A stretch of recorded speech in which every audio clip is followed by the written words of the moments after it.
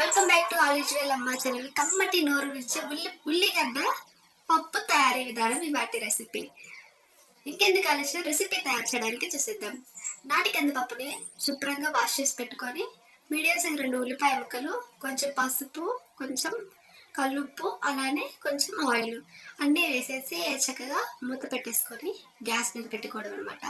పసుపు, ఉప్పు అన్నీ వేసి ఉల్లిపాయ ముక్కలు బాగా ఉడికిపోతున్నప్పుడు కొంచెం చింతపండు, చాక్లెట్ అంత సైజులో కొంచెం చింతపండు వేసి చక్కగా ఉడికించుకున్న దాని తర్వాత పప్పు గుత్తోటి చక్కగా ఎనిపి పెట్టుకోవాలి. మెత్తగా వెనిపేసి ఇంకా పోపుకు రెడీ.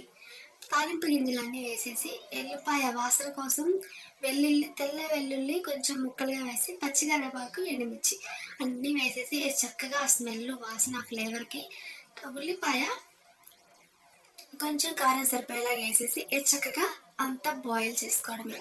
ఇంకా ఫైనల్లీ ఒక వడతోటి, ఆవకాయ పచ్చడితోటి ఈ ఉల్లిగడ్డ పప్పు తిన్నారంటే అద్రిపోతుంది. మీరు కూడా ట్రై చేసి కామెంట్ రూపంలో తెలియజేయండి.